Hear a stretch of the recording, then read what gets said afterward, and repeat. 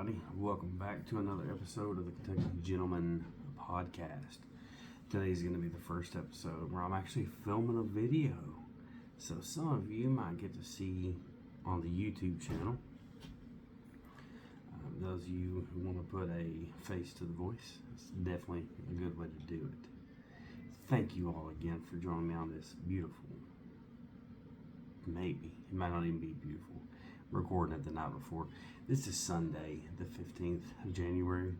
Recording this at 7:02. It's going to be coming out tomorrow. Actually, tonight at 12:01 midnight. So it may be a beautiful day. Monday it may not be. I don't know. Anywho, let's go ahead and jump into it here. And forgive me not making eye contact with the people that's watching me on YouTube. This is very unusual. It's very difficult to do for me. But we're going to have a fantastic show. Now today's show is going to be all about aliens. That's right, aliens. Little green men. Y'all know you've heard that term quoted before. Extraterrestrials. People from outer space. This is what we're going to talk about. There's going to be a couple things that actually involve Kentucky. Stay tuned to the end because I got a pretty good bonus story after this first one here. You're going to love it. Alright, so taking a look here. So I'm going to try to read some of these. Camera's kind of in the way, but we'll work through that. This is all about learning. All about learning about this. I'm not a YouTuber pro. I'm not a podcast pro. I'm just somebody that has a story that wants to tell it. You guys are somebody that wants to listen. Maybe even somebody to watch. So on the evening of August 21st, 1955, 5 adults and 7 children arrived at the Hopkinsville police station, claiming that small alien creatures from a spaceship, it doesn't say UFO, like the normal round flying saucers, it doesn't say that, it doesn't look like a space shuttle, I don't know. So use your imagination, paint it how you want it. So they showed up to the police station claiming that small alien creatures from a spaceship were attacking their farmhouse and that they had been holding them off with gunfire for nearly 4 hours. Yeah. Shooting guns at them. They came to the wrong state to try to abduct somebody. Because, they out here does. And then I was like, blasting. It's crazy. I said it a lot. It's crazy. A lot of the stories that I read are pretty crazy. So they said they'd keep them off for nearly 4 hours. 2 of the adults, Elmer Sutton and Billy Ray Taylor, claimed that they'd been shooting at 12 to 15 short, dark figures who repeatedly popped up in the doorway or peered into the windows. Peeking in the windows, right? Window. That's exactly what I'd imagine. And for those of you who's actually listening to the audio, you had to go to YouTube, check that out. Because, I did. Very spooky, very true. Well, true to what I would think peering would be, right? If you had a window, it's kind of creepy. It's kind of like the book from, oh my gosh, what was the Disney movie that had the 3 witches? The cat, the black cat, Hocus Pocus. Yes, the book in Hocus Pocus. It's got that really weird eyeball. To me, that's exactly what you'd see peering through the windows. So, excuse me, I just blew out your eardrums. Had to get a drink of my Kentucky Gentleman whiskey. Not sponsored, but hey, if you want to, I'm all ears. So, the local police department in Hopkinsville was so worried about this. Their concern was a gun battle between local citizens, right? That makes sense because, here these people are claiming that they see these little creatures peering in the doorway, looking in the windows, and they're out here shooting, right? 4 hours. My question is, a lot of unanswered questions. 1, how did they get out and away from these little creatures if they spent 4 hours shooting at them. Just saying. So they got to the police department, told the police department what's going on. 4 city police officers, 5 state troopers, so that's 9 police total. So 4 city police officers, 5 state troopers, 3 deputy sheriffs, 12, and 4 military police from the nearby U.S. Army base, Fort Campbell. Yeah, oh yeah. So we've got 4 city, 5 state, 3 deputy, 4 military police officers from the base show up. Now, to me, this is odd. First off, they're saying that they're being attacked by aliens and they're holding them off, right? I get that. Why so many officers? I mean, I understand that they said they were concerned about the whole pew, pew, pew, pew, shootout gun battle, but come on. Why so many? Why do you even have military police officers there? Right? Like, it's not a military issue. Or is it? Ooh, take off your aluminum foil hats, because we here. We in the thick of it. Exactly. So they show back up. All the law enforcement drove out to the farmhouse. So it's located in the town of Kelly in Christian County, which is near Hopkinsville. But at the same time, Hopkinsville is apparently not that far away from Tennessee. I mean, I kind of had an idea of where Hopkinsville was, but I didn't really know it was that close. So they go back out, they take a look, there's nothing there, right? So they say that the search yielded nothing apart from the evidence of gunfire. They said they're shooting almost 4 hours. Apparently there was holes in the windows and the door screens made by guns, by pew pew. They're shooting through the windows, boys. Through the windows, shooting through the door screens. It's crazy. Residents of the farmhouse included, oh my God, I'm gonna butcher these names, and I apologize. Glennie Lankford, her children, Lonnie, Carlton, and Mary. She had 2 sons from a previous marriage, Elmer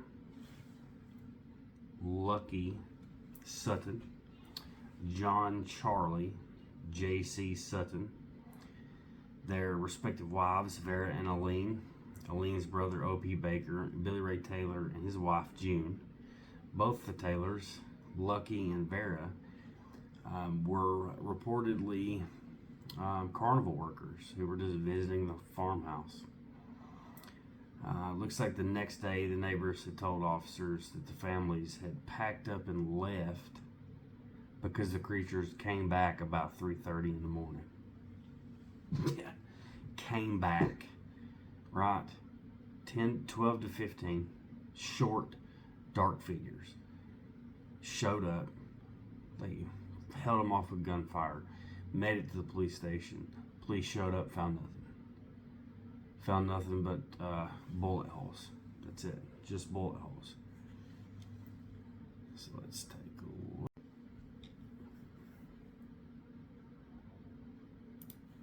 So I mean, just imagine if this family actually seen what they said they saw. I mean, to me, it's crazy. So law showed up after all this issues. The law showed up. They talked about the only evidence they found. Now, a lot of the stuff that I've read said that the police originally had thought that maybe alcohol was involved. I did see something where they were talking about it, and apparently they did a toxicology report, and there was no alcohol in the systems. But so many people saw from what they thought they saw. So it's just I don't know. I don't believe in ghosts, right? And honestly, I don't think I believe in aliens. But I mean, this just goes to show you there's so many adults that were in this house and they all seen the same thing. I mean, maybe they could have got their stories straight, over a while. Why would you go to the law to do that? I mean, just a publicity stunt. If you were going to do that, then why did some of the families just kind of disappear the next day? Because they came back. Now, a lot of stuff that I heard, and they're actually blaming it on a family of great horned owls. Now, if you look at the picture that they had, that the sketch artist had drawn up after the investigation, I mean, you would have thought like that's pretty crazy, especially the way it's set up. Like, it looks extremely similar. However, I don't think I could mistake the picture that they drawn, the picture that was drawn by the sketch artist. I don't know. I wouldn't think it was an owl. I mean, I would know the difference. Like, oh, googly moogly versus not so much. I mean, it's just me. Again, it's just me. I'm a gigantic skeptic of a lot of stuff. So, Hopkinsville, Kentucky. And this is actually, supposedly, they talked about a lot of this. And again, I got to take another sip of this Kentucky Gentleman whiskey. You know what I'm saying? Not sponsored. But hey, let's talk about it. Keep it ice cold. Only no chaser. That's terrible. But a lot of people do say that after this experience, right? So this thing that actually happened, they say that's where the term "little green men" came from. Again, 1955. It's pretty crazy. Now, there is a lot of stuff that I've seen kind of hinting towards a lot more going on. But all the stuff that I read, like, there's nothing that exactly tells the whole story. Like, did they just show up looking through the windows? I've seen a lot of stuff where they said that there was a spaceship, that had like particular flame, like colored flames coming out of it and stuff. And a lot of people said that it was just a misidentification of natural phenomenon. Phenomenally, I don't know. But I do think it's neat. I do think it's neat for the simple fact that there are so many people in that particular family that did think that. And I mean, I would be skeptical. If I heard this and I was a law enforcement officer, I'd be terribly skeptical. I'd be like, well, man, that's obviously drugs or alcohol or something that's causing these wampus issues. You know what I mean? But at the same time, they showed up with a lot. Is this actually an alien thing, or is this not? So, it looks like press coverage on this. The family claims to have received widespread coverage in local and national press. Early articles did not refer to the little green men. The color was later added to some newspaper stories. So that's like, do you remember being in grade school and you would all sit in this circle, and then the teacher would pick the first like one person in it and say, okay, I'm going to whisper something to you. Then after I whisper it to you, I want you to turn and whisper it to the person next to you. And then you're just going to keep going around in circles. And then it was like, the frog is green. And then by the time at the very end of it, like the last person that heard something was like, well, what was said was, you can't be at Walmart after midnight because the crazies are there. And the teacher's like, no. I said the frog is green. Little Susie didn't hear that. Right? To me, it could be like that. The newspaper get the stories, or it's just like now when I'm talking to you. There's so much stuff that wasn't reported in the beginning, but now it says it. So really and truly, if the information that I was reading was just from one source, take it with a grain of salt, because it could be completely different from what actually happened. A lot of this stuff that I've looked at and researched about, several different web pages, several different news articles, several different accounts of the story And there's a few minute details that have changed from one story to the next, but it's not really anything that's going to mess with the overall generalized gist of what's happening, because it's all pretty much the same. Excuse me for the coughing. So apparently the estimates of the size of the lead creatures varied from 2 to 4 feet. So again, this is another one. This newspaper said 2 feet, this newspaper said 4 feet, just kind of going back and forth. And details such as large pointed ears, kind of goes back to the whole great horned owl thing, because they got pointy ears and they got that weird head and just crazy stuff. So large pointed ears, claw-like hands, eyes that glowed yellow, and spindly legs. Now again, this is not all that was reported in the original incident report for the police department. This is going to be stuff that is just kind of added in over time. So over time. It's just a lot of stuff. So they said eagle owls, great horned owls, which are supposedly nocturnal. They fly silent, they have yellow eyes, and they aggressively defend their nests. 12 to 15 of them, I don't really know. It does crazy, man. But apparently they did make, so in the late 1970s, Steven Spielberg used this event as a basis for a movie called Night Skies. It's an unproduced science fiction horror film.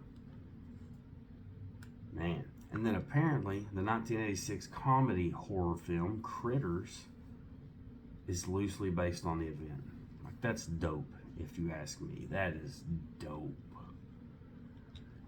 So, but that's the story of the little green men in Hopkinsville. I think that is awesome. It's crazy how it's like a big melting pot. Kentucky's crazy. There's a lot of stories. You got the Bigfoot stories, you got the alien stories, you got the goat man, the Pope Blick monster.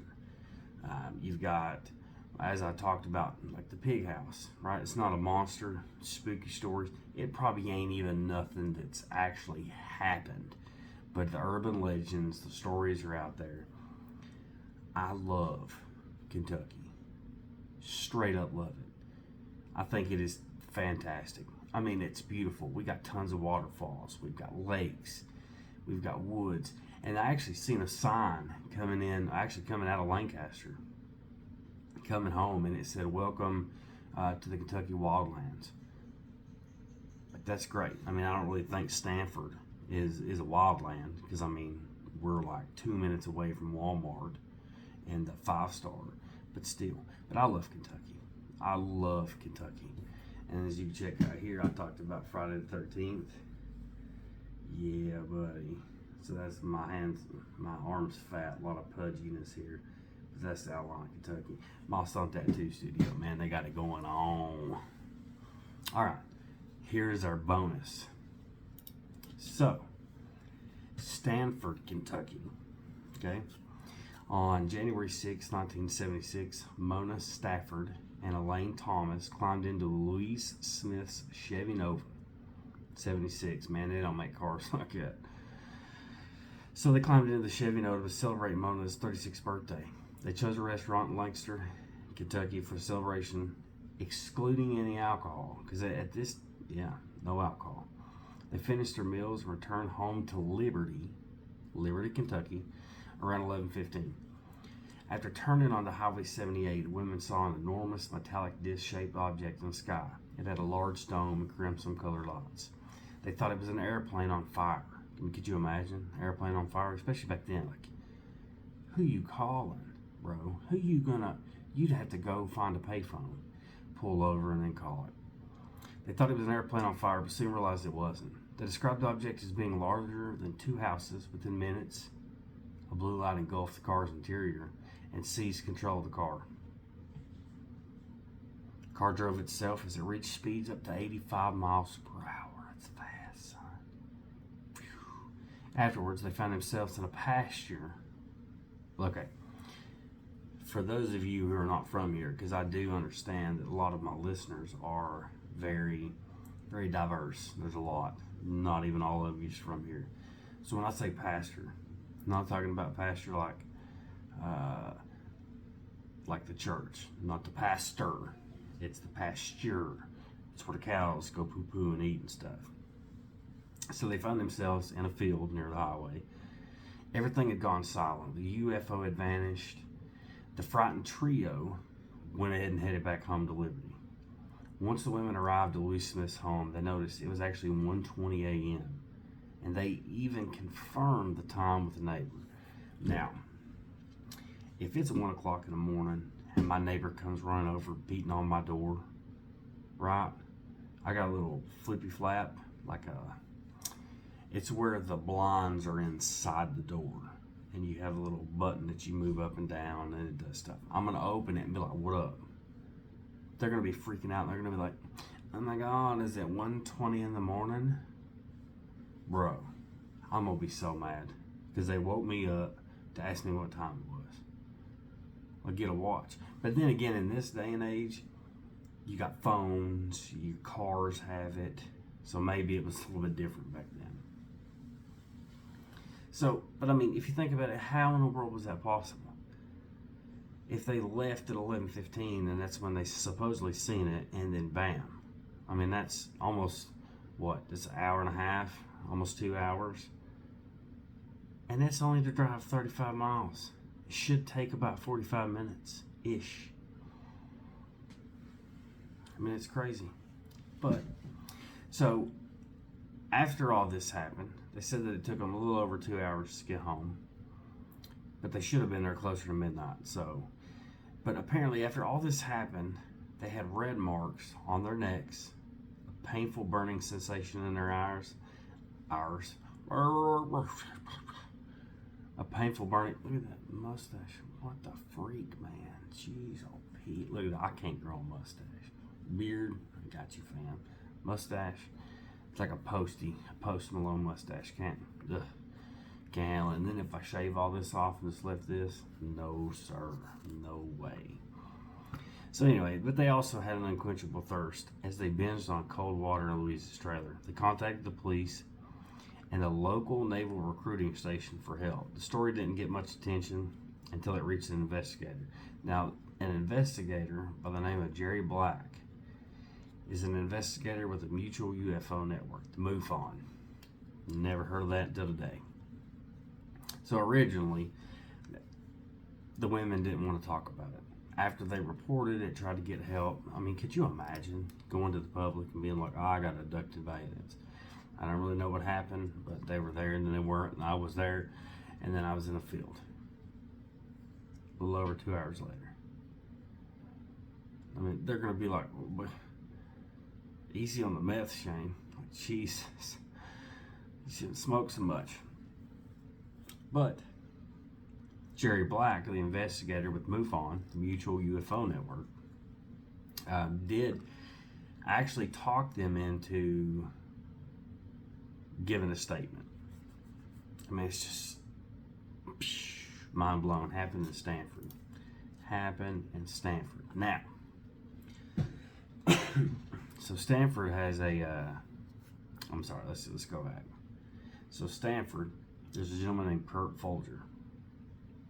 If I'm not mistaken, Kurt Folger is or was the sheriff of Lincoln County. And again, Lincoln County, it's got several cities in it. Stanford's the main one.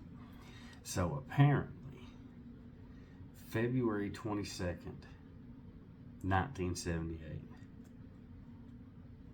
1 mile from McKinney on Turnersville Road. Now this is pretty close to where those three women had that incident. So Kurt Folger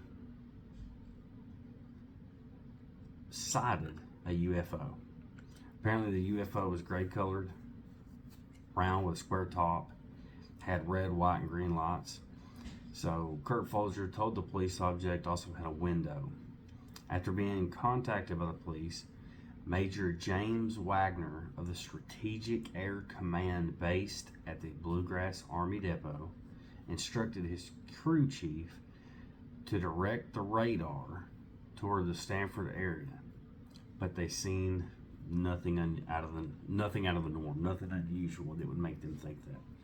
So here's two instances, right, in Kentucky where there was supposedly a UFO sighted or an abduction or whatever happened, right, about aliens, that the military somehow was involved. Coincidence? I think not. I think it's all a conspiracy cover-up. But I don't even believe in aliens either, so I don't know what it is. Maybe it's some kind of like space age, like way advanced technology that the military has. And they just want to cover it up, pretend like it's aliens. So then they make up all these stories. Shouldn't trust the government, I'm here to tell you. Because there was a long time that I never thought we wouldn't be able to trust them. But then you go back and like some of these YouTube documentaries talk about stuff. And I'm like, oh my God. Like, no, thank you. So that's going to be it for the main topics of this. There is something else that I would like to talk to you about. It's going to be pretty fantastic. So I'm sure if you're listening to my show, we're seven episodes deep. So if you're listening to it, you obviously like the content that I'm posting, the stories that I'm talking about. I did try to cut out some of the facts because really and truly, the whole thing of the urban legend is it's stories that have been passed down. So I don't want to jump in here with all these crazy facts and just ruin some of these stories, because there's been a lot of urban legends that I've heard, and when I get in here to research them, to find out about them, they've already been solved and there was nothing involved out of the norm. It was just misidentification, miscommunication. Somebody seen something they said they saw, they didn't see. That ruins the allure of it, right? Like knocking on wood. I mean, chances are that don't mean squat. But look how many people still do it. Or the throwing the salt over your shoulder thing. I mean, whatever that's about. Just keep doing it, I reckon. So, if you are listening to my channel, you like the stuff that I'm posting, we have a Facebook page. Go on and check us out, Kentucky Gentleman Podcast. We also have an email. You can send us an email, request things, give us some ideas for future shows, whatever you want to do. You can message on our Facebook page, Kentucky Gentleman Podcast, or you can send us an email at the Kentucky Gentleman Podcast @gmail.com. And again, I know it is an extremely long email. I get it. But TKPYD, elemental Q, none of that was taken. I thought about just abbreviating it like TKGP, but I'm like, that could get weird. Like, just email me, tkgp@gmail.com. No, thank you. But anyway, on Facebook, there is a Facebook group called Urban Legends and Hauntings of Kentucky. It is amazing. There's not a whole lot of content on it. I mean, actually, there's quite a bit. There's pictures and everything to follow along. They talk about the story. There's quite a bit on it. I cannot wait to see them post some more stuff. So if you guys get on, I know you're on Facebook, but if you all do, get on there, look up Urban Legends and Hauntings of Kentucky. Give them a like, share the page. It's fantastic stuff, especially the pictures that they've got to go with it. I mean, I think that's probably the neatest thing, is the pictures they've got. So definitely go give them a like, share their page, all that good stuff. And again, Milestone Tattoo Studios coming in clutch with the Kentucky outline. Friday the 13th special. Y'all missed it. Man, oh man, oh man. If you did get a chance to get in there, they loved having you there. They said it was a blast. And I was there for a while, and I thought it was great. The dynamic of that studio, the tattoo studio, it's different. It's different than any other. There's a stigma around tattoo studios. Like, there's certain types of people that work there. And I have been to a lot of them that, really fit that stigma. right on. That fits it well. This shop, however, is not. Could just be because I'm, kind of partial to the owners, but I doubt it. It's a fantastic place to go. A fantastic place if you're deciding to get a tattoo, whether it's your first or an addition to the sleeve or the half sleeve or the back piece, chest piece, whatever you got. It's definitely a great place to go. Yeah, I mean, it really, really is. Like, I thought I'd done showed a boogie on the YouTube. Jesus. But again, thank you guys very much for listening to the Kentucky Gentleman Podcast. And hopefully, if this goes well, this video is going to be posted at the same time. So go over and check out our YouTube channel, the Kentucky Gentleman Podcast, on YouTube. I'll link it in the description of this if I can find it. There is some things that I can't find. But I loved talking to you guys. Cannot wait to next week's episode. It's going to be a banger too. It's going to be a friggin' banger, son. So go ahead and stop by, check it out. Give this a like, give it a listen, give it a share. Go on, join our Facebook page, like our Facebook page, Kentucky Gentleman Podcast. Also, go over and check out Urban Legends and Hauntings of Kentucky. They got some good stuff, I'm telling you. And I will see you guys next time, and I'll hear you later.